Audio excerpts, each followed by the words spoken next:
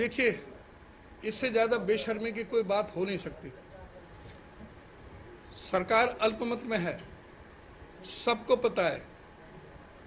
88 का सदन है, अब एक और विधायक गए, 87 का रह गया। 87 का सदन है, 45 आदमी चाहिए इनको, 44 आदमी सरकार चलाने के लिए।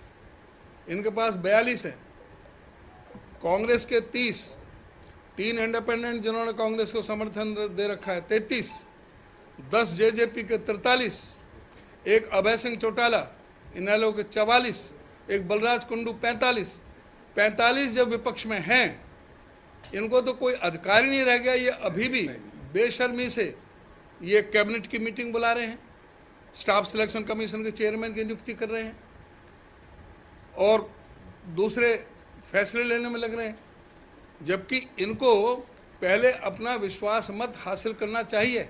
हमने मांग की है गवर्नर से कि राष्ट्रपति शासन लागू किया जाए और जनता से फ्रेश मैंडेट लिया जाए, जिससे दूध का दूध पानी का पानी हो। ये हॉर्स ट्रेडिंग जो चल रही है, खरीद फरोख्त चल रही है, ये जेजेपी के विधायकों पर डोरा डालने में लगे हुए हैं, उनको खरीदने में लगे हुए हैं। इस खरीद फरोख्त को रोकने के लिए ही हम ये चाहते हैं कि भाई चुनाव हो और जनता फैसला करे कि सरकार किसकी रहे।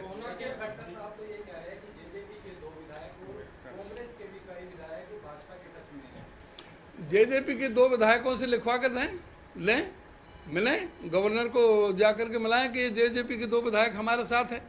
वो विधायक नहीं रहेंगे, एक हलोपा का है वो। इसलिए मैंने कहा है कि जो जेजेपी के विधायकों को तोड़ने के लिए ये प्रयास कर रहे हैं, उसी खरीद फरोख्त को रोकने के लिए ही हमने कहा है कि राष्ट्रपति शासन लागू हो और फ्रेश मैंडेट जनता से लिया जाए। एक एक करके बात करो।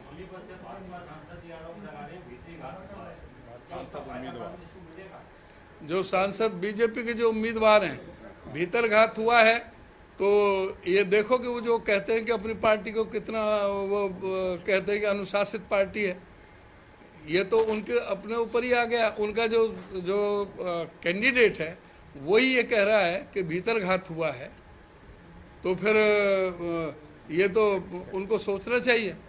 अब ये पूरी तरह से सब सच सामने आ रहा है और ये बौखलाए हुए हैं, क्योंकि सब जगह से सारी सीट जा रही हैं। अब सिरसा रोहतक की कह दी, सोनीपत के आपने कह दी, एक एक करके सभी साफ होने। सोहना और कोहना के आसपास जितने गांव हैं, वहाँ पे जितने भी बूथिंग है, वहाँ पे कांग्रेस पार्टी को वोट गई, लेकिन गुड़गांव में ऐसे कई बूथ हैं जहाँ कांग्रेस पार्टी को बूथ खाली था, वोट नहीं गया।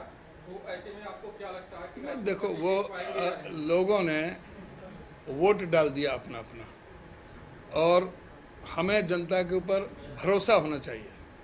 जनता के ऊपर भरोसा होना चाहिए। जनता सर्वोपरि है, जनता जनार्दन है, जनता मालिक है। हम जनता का धन्यवाद करते हैं। बहुत शांतिपूर्वक तरीके से सारे प्रदेश में चुनाव हुआ है। हम तो सारे अधिकारियों और कर्मचारियों का भी धन्यवाद करते हैं कि शांतिपूर्वक ढंग से सारे प्रदेश में चुनाव हुआ है। अब उसी तरह से ईमानदारी के साथ ही गिनती हो जाए और दूध का दूध पानी का पानी हो जाएगा। जनता जिसको मैंडेट दे वो उसका वो रह जाएगा, सबके सामने आ जाएगा।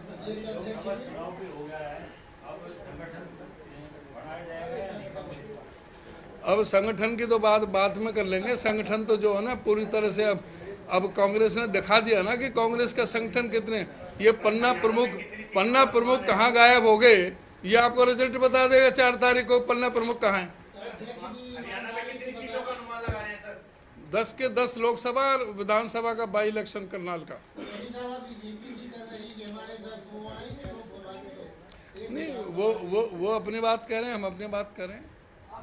इस बात को पहले तो वो कहते थे हम 10 लाख से जीतेंगे।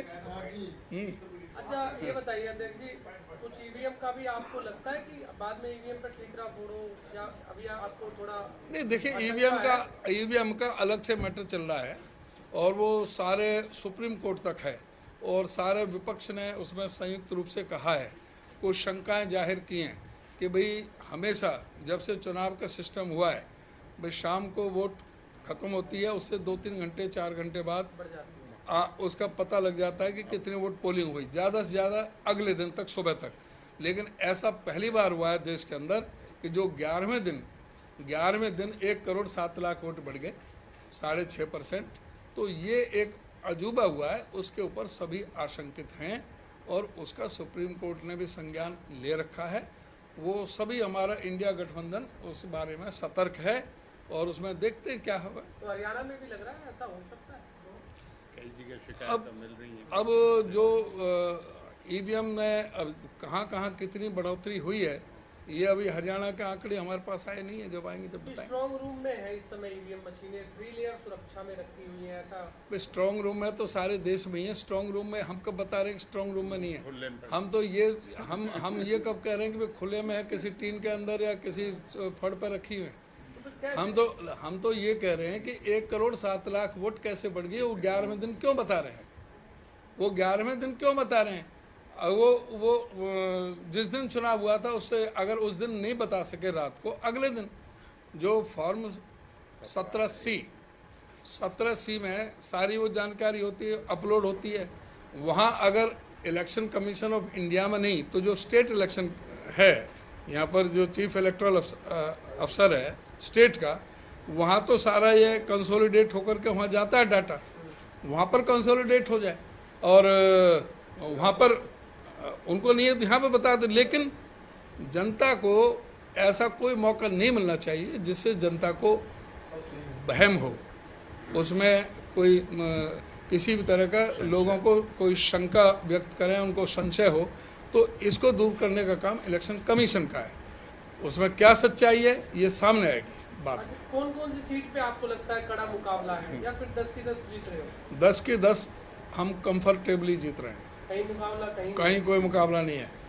पूरी तरह से भाजपा पूरी तरह से इनको क्लीन स्वीप करने जा रहे हैं। नहीं अध्यक्ष जी, अभी एक साथी ने पूछा संगठन के बारे में, तो आपने कहा कि जो संगठन की छोड़िए रिजल्ट बताएगा। हाँ, मतलब आप क्या महसूस करते हैं, किसी भी संगठन को, किसी भी राजनीतिक संगठन का हमारा काम चल रहा है। अब हर जिले में हमारे प्रभारी हैं, हमारे ब्लॉक प्रभारी हैं, हमारे पार्लियामेंट के प्रभारी लगे हुए हैं, हमारा सारा काम चल रहा है। जब भी व्यवस्थित ढंग से चल रहा है, जब भी हमारे सारे जो प्रोग्राम हुए, हमारी जो जलसा रैलियां वगैरह हुई हैं, चाहे पहले विपक्ष आपके समक्ष हो, चाहे राहुल जी की जो यात्रा हो, चाहे अब जो चुनाव में